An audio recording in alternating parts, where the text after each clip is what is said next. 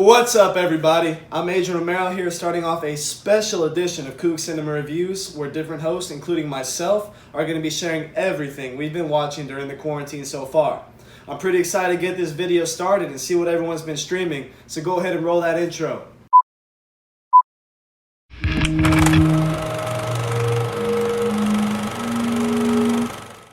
Okay, I've been watching Invisible Man, Angry Birds 2, My Hero Academia. I restarted The Walking Dead. I also watched this movie called Gretel and Hansel. Highlight of the list probably for me gonna be Angry Birds 2. And I know what you're thinking, a sequel, but don't worry. If you don't try and take it too serious, it is actually pretty funny. I watched it at like 2 a.m. I got a lot of good laughs out of it. Low on the list, definitely thumbs down, Gretel and Hansel. Really slow, kind of boring. I didn't even understand what was going on, and I was home most of the time, so that's how boring it was. Didn't catch my attention at all. Hey guys, what's up? This is Jawad of Coog Cinema Reviews, here to give you a quick recap on a classic movie made back in the 90s, Space Jam, starring Michael Jordan. Of course, Space Jam takes place in the world of Looney Tunes, and pretty much the point of the movie is you have the Looney Tune characters, aka Toon Squad, taking on the Monstars. The Monstars being like pretty much the villains of the movies, as they start out as like really small creatures, and then all of a sudden they steal the skill set of several great NBA players such as Charles Barkley, Patrick Ewing, and of course a couple others that star in the movie, and all of a sudden now they're really good at basketball. So the Monstars challenge the Toon Squad to a game of basketball, and if they win, they get to take over the Looney Tunes world. And so the Looney Tunes look to Michael Jordan, as they see him as this great American athlete, to really help them through this time and really help them in this game of basketball and help really essentially coach them and lead them to a win. And so that leads, of course, to the best scene in the movie, which is the game itself. And like just watching the game itself, it's not even basketball, it's just pure comedy. Like if that was basketball in real life, I mean, that would be really, really funny, because you got like people slapping each other and punching each other, and you got like things that you really can't do in a real life basketball game, but you get to do it, of course, in this movie. So it's pretty cool. Nevertheless, though, the best part of the movie, every guy's dream. If you were a cartoon chick, who's your dream girl? Well, of course, it has to be none other than Lola Bunny. I mean, Lola Bunny is by far the hottest cartoon character, ever. I mean, Bugs is the lucky guy. Let's just put it that way. But anyway, I'll keep this beat. Space Jam, I think, really cool because it's a really family, fun-friendly movie back in the 90s, of course, and more so is for the people, that generation back then. That was kind of like one of their great movies. Well, we get something like that as well, which will come out next summer in Space Jam 2, starring LeBron James, and I think it's really cool that our generation gets something like that as well, seeing as LeBron is like this great American athlete that everyone looks up to. Nevertheless, so this has been your recap of Space Jam. I'm Jawad, Coog Cinema Review. Thanks for listening. Hello. Hi. Anyways, in the midst of social distancing, I have found myself binge watching a whole bunch on Netflix. And I know that I'm not the only one, so I'm not afraid to say it. I'm very proud of it, okay? But I'm very proud that I finished All American, and I am totally recommending it because it's like a 9 out of 10 in my list. It's like top 10 in the US today. So if you haven't heard of it, if you haven't watched it yet, you might want to. If you haven't heard from it, it's basically a story of a high school teenager that has some drama. There's a whole bunch of drama with his family, with his friends from his old school and his new school because they're rival schools. Each episode has something that's gonna make you want to come back and watch the next episode. That's why I finished All American in like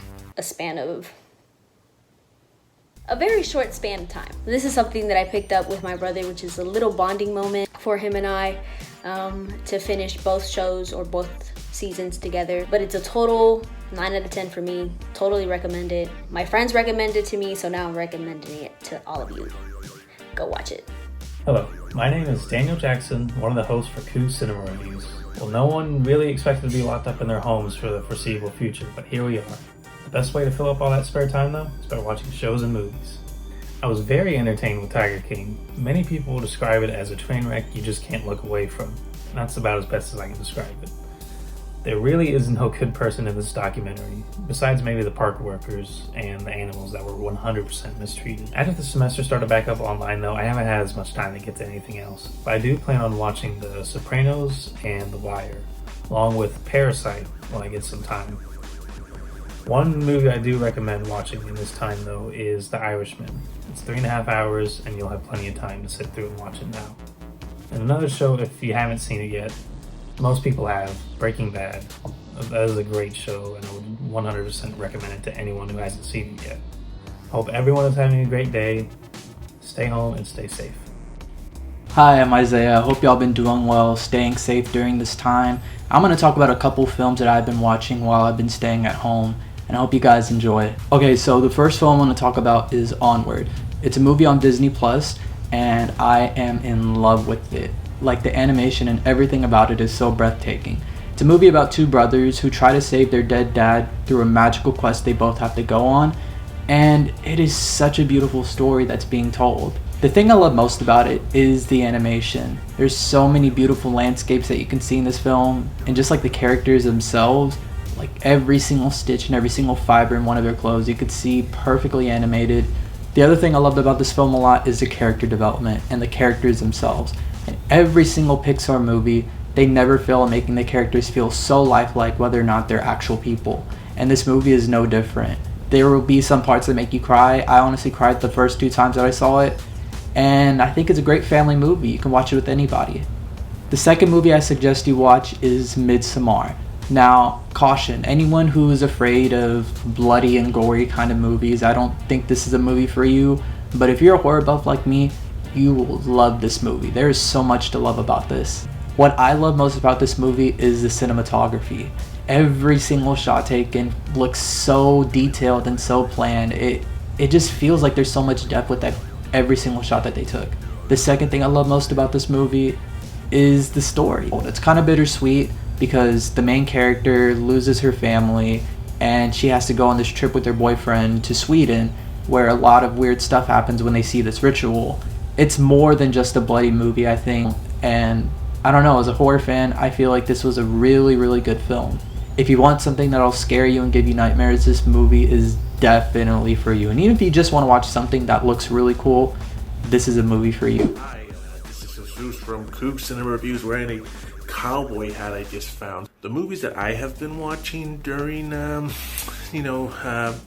quarantine, I've been watching a ton of films from the Netflix sort of thing, is the Criteria channel, and I picked a movie that's really accessible for a lot of viewers, and that's Police Story, written and directed by Jackie Chan. Pretty much this movie just showcases that Jackie Chan is an auteur of cinema, because he directed the film, he choreographed his stunts, he knows how to shoot a scene, his comedic timing's great, everything about it. I think the beginning scene is so action-packed. It shows like pretty much a shanty town they created with the filmmakers, and they destroyed it, and it's really cool. And I definitely recommend you watch it on the Criterion channel, because you can watch Police Story 1 and 2, and also a documentary which shows Jackie Chan showing the people how he makes his stunts, and it's really cool if you're a big fan of Hong Kong cinema. Peace. Hey guys, what's up? It's Jeana'e Jackson here. I hope you guys are doing well during this quarantine.